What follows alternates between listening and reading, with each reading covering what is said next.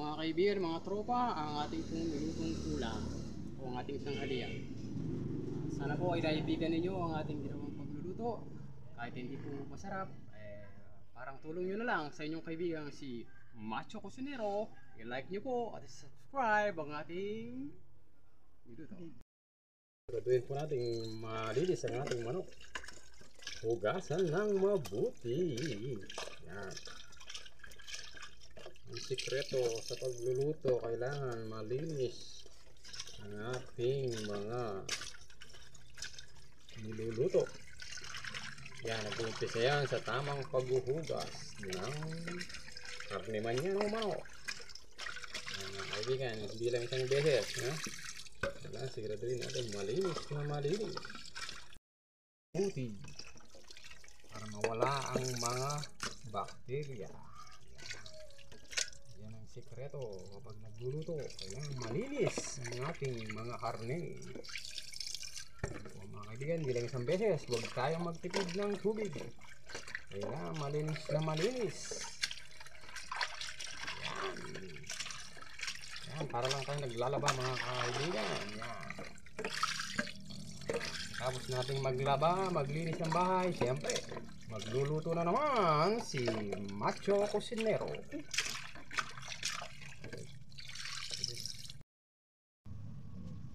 Ayan po, pinakuluan po natin ang separado ang atay ng baboy. At mamaya po, ihahalo natin mamaya dun sa nilutong nating manok para pamparami po. Yan, nagtitipid tayo. Kung kukunti ang ating manok, pwede nating dagdagan ng ibang karne gaya ng atay ng baboy. Ito mga kaibigan, si Macho Cocinero, hindi lang pagluluto, marunong ka rin maglaba mga kaibigan. Yan ang uniforme natin sa pangtrabaho, kailangan laban. Tuwing malinis ang paglalaba. Yan mga kaibigan. At siyempre kailangan nagtitipid ng konti sa tubig, konting hina lang. Pagpun muna ang ating bagsa. Yan. Tuwing malinis ang ating paglalaba. Hindi lang pagluluto, kailangan alam natin lahat. Kalarang tayo sa bahay mga kaibigan. Macho Cocinero po, ang unicorn. Sa bawang, nabalatan na natin ang bawang mga kaibigan. At tinugasan ko na rin po bago natin huwain para siguradong malinis. So, wala naman pong tamang paghiwa sa bawang at sibuyas. Basta nahiwa nyo lang po mga kaibigan. Yan po. Lahat naman po ng Pilipino, marunong naman po ang maghiwa at maggayak ng bawang. Ayan, marunong ang mga Pilipino. Mga kaibigan.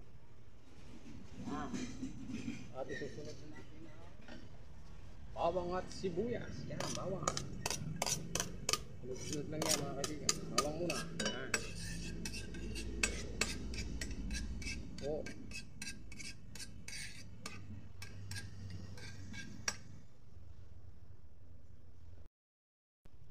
Pagkatapos po ng bawang, yan, sibuyas naman. Yan, sunod-sunod lang po. Alam na po ng mga Pilipino yan. Mga Pilipino sanay magluto yan. Ang galing magluto mga kapwa natin Pilipino. Yan, kahit ano lang po ay niluluto natin.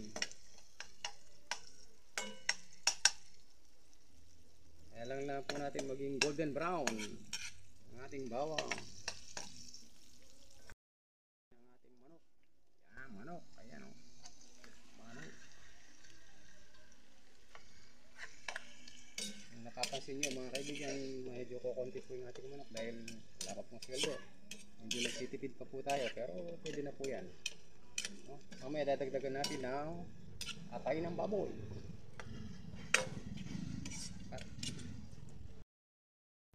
Ayan po, habang tayo nagluluto ay nasa labas po tayo para hindi tayo masyadong pawisan at napakainit at para medyo presko.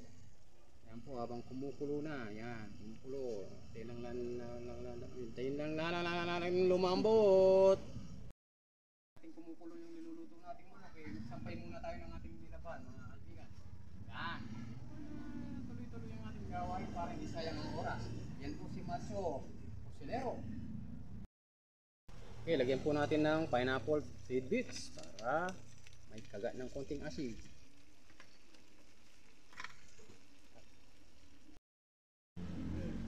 No liquid seasoning. Yan.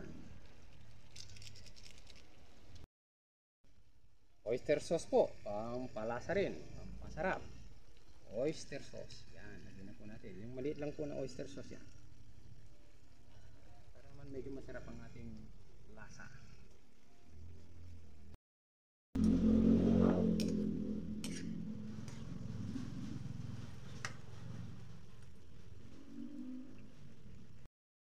Sikreto po ng mga Kapampangan, konting asukal. Nasa sa inyo po kung lalagyan nyo o hindi, pwede rin po, no? Konti lang, mamaya pagkulang man natin. Konting suka po. Tansyahan din yan suka. Hindi naman dagdagan mamaya pagkulang. Ayan po.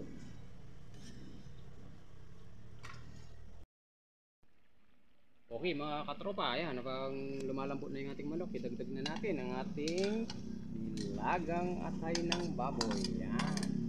Pampadagdag lang yan mga kaibigan. Kung tayo po ay nagtitipid dahil malayo pa nga ang sahod, yan, pampadagdag lang yan sa ating manok. Dahil malambot na yung ating atay at manok, konti na lang, pakulo na lang yan mga kaibigan.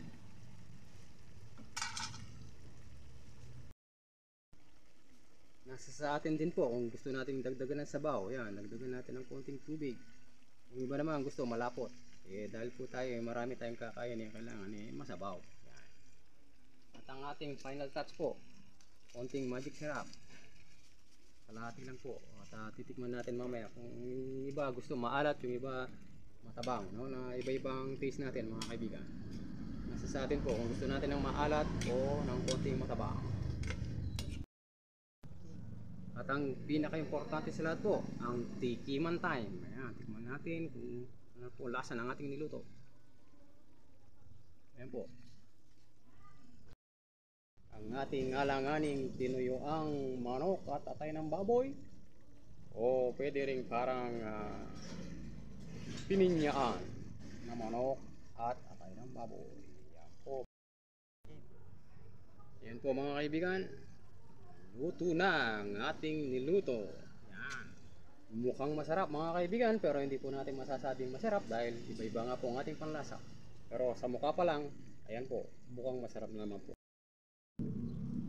Ayan po mga kaibigan, mga katropa, malapit ang maluto ang ating nilulutong alanganing pininyang manok, alanganing tinoyong manok, may halong atay ng baboy. Medyo maasim, maalat, matamis, halo-halo na po ang lasa mga kaibigan. Takpan natin para maluto ng maigi. Sayang naman po ang ating pantakip kung hindi natin gagamitin. Yan. Palto mo, palto. Ayan po. Muna natin. Ayan po, hindi po natin masasabi kung masarap ang ating niluto sapagkat iba-iba po ang ating panlasa. Yung iba, masarap sa kanilang maalat. Yung iba naman, medyo matamis. So, nasa sa atin na po kung paano natin itimplahan ang ating niluto. Pero alanganing ano po to, alanganing tinuyo ang manok at alanganin pong pininyang manok. Nasa sa inyo na po kung anong tawag dito, pero pinagsama-sama lang po natin ang ating mga sangkap.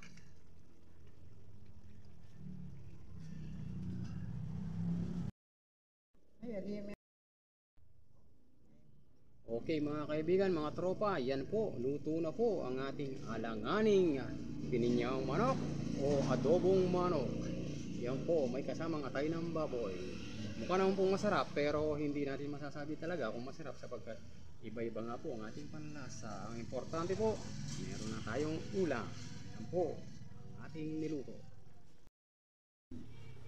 Ayan na po mga kaibigan, mga tropa, ang ating pong nilutong ulam o ang ating tanghalian.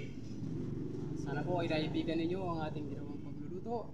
Kahit hindi po masarap, parang tulong nyo na lang sa inyong kaibigan si Macho Cocinero.